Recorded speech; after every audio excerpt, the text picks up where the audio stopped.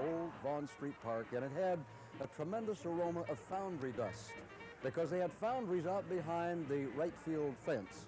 And the foundry every now and then would release these huge clouds of smoke. Well, they were filled with grit.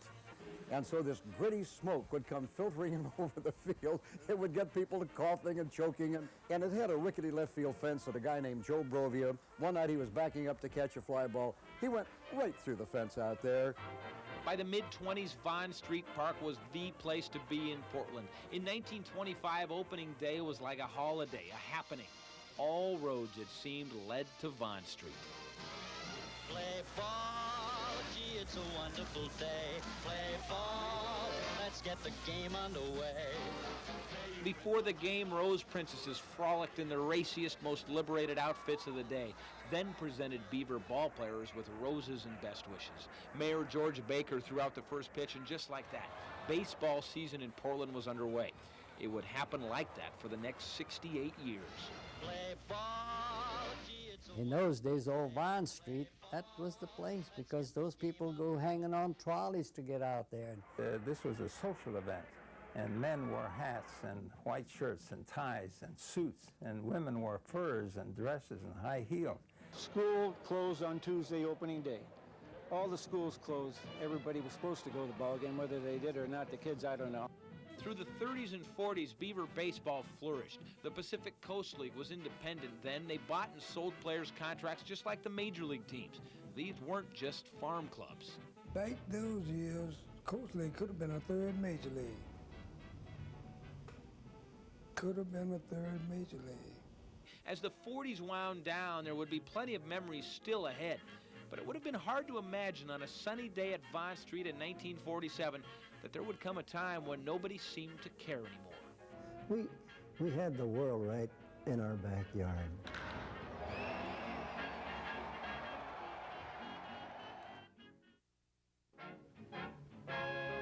The biggest thing in my life was the 10 years. You know, my highlight of my life was the 10 years I played here in Portland.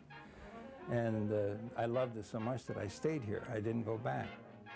The faces have changed, the years have taken a slight toll, but the eyes still sparkle when Portland baseball heroes from the past talk about the glory years. And at Old Vaughn Street Stadium, they were glory years.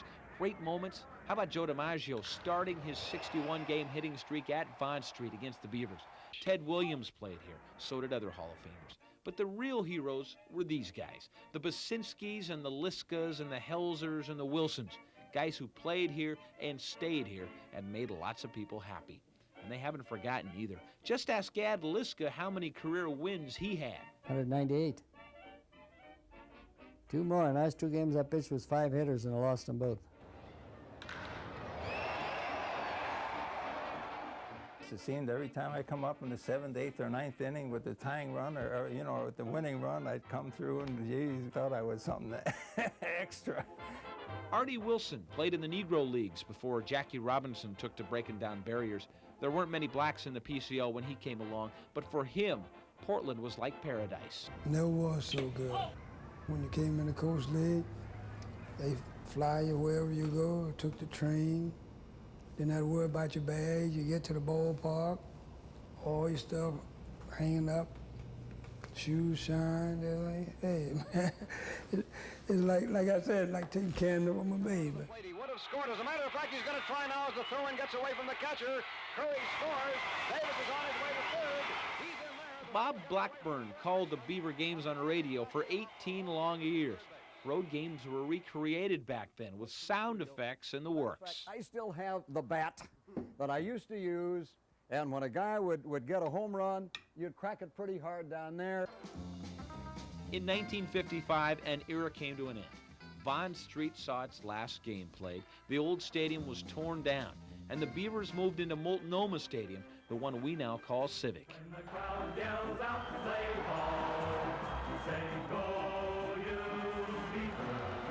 Never again would the Beavers grip the Portland public quite the way they had at Vaughn Street. But the crowds were still pretty good, and there were some great players. In 1964, they had a 1-2 pitching punch of Louis Tiant and sudden Sam McDowell. The year that we had those two pitchers, that was almost an automatic win when they would walk to the mound. We saw Sam McDowell, I believe, that year threw 2 no-hitters, and I believe Louis T. got 1 no-hitter. I really remember Portland because the fans, the people I met there was nice to me, and was nice to my family, and they really helped me a lot.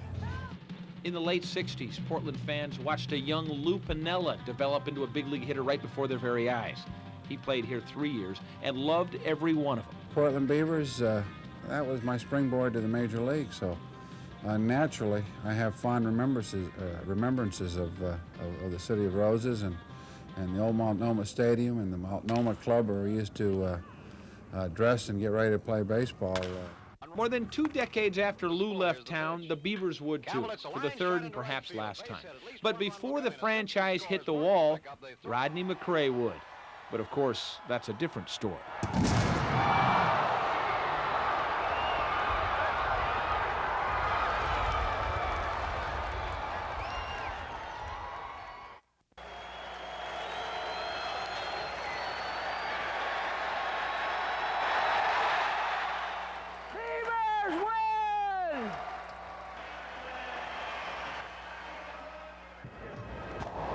Long after the last Beaver fans had straggled out of Civic Stadium, the players did the same. The 1993 Beavers will have to be forgiven for not being overly sentimental about closing the curtain on a piece of Portland history. Go ahead, hit him. Come on, hit him. Go ahead. These young men plan on being in the big leagues next year. Fans like Anna Wills, though, and Louise Jackson and Ward Evans are most likely being shipped to single-A ball next season. They are the hardcores, the regulars, the ones who can look you in the eye when they say they're going to miss their team. I don't like it. I hate to see that go. Anna's seen them come and go through the decades, and in the last 20 years or so, even though there have been more empty seats than full ones, she and the others have seen some amazing things. There was Hot Pants Night in 1971. Who could forget it? There was the great El Tiante making a comeback a decade later, thrilling the fans who cheered him on as a young man in '64. In '79, Willie Stargell uncorked a legendary moonshot that didn't stop till it landed in that perch on the Multnomah Athletic Club. More recently, the likes of Kirby Puckett have thrilled fans at Civic Stadium. And just this year, the Beaver faithful got a glimpse of a star in the making. Dave McCarty is a can't-miss kid. Old folks and children will not forget. If I was 20 years younger, I would have built a ballpark, I swear to God. But instead, Salt Lake City is building the new ballpark, and it's going to be a dandy. Joe says he wanted to stay, but that the politicians ran him out. He's got his supporters. And I can't blame him for moving. He also has his detractors. He said, well, I tried to stay here. I said, you didn't try too hard. In about 45 years, baseball in Portland evolved from this to this. The fans simply stopped coming.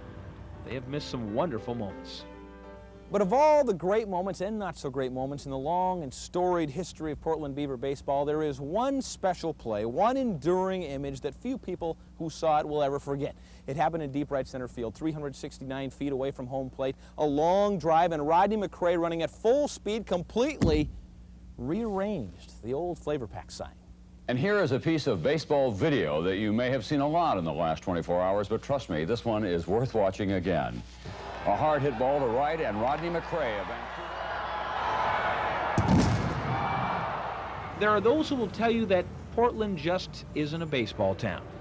But don't tell that to Anna and Louise. And don't say it to Liska and Basinski and Artie Wilson either.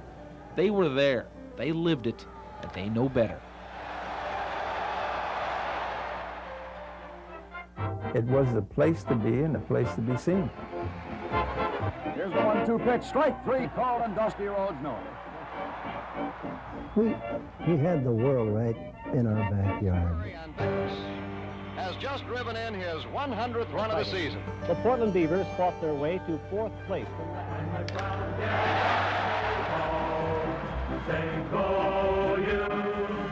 Now as the throw-in gets away from the catcher, Curry scores. I have fond remembrances of the City of Roses.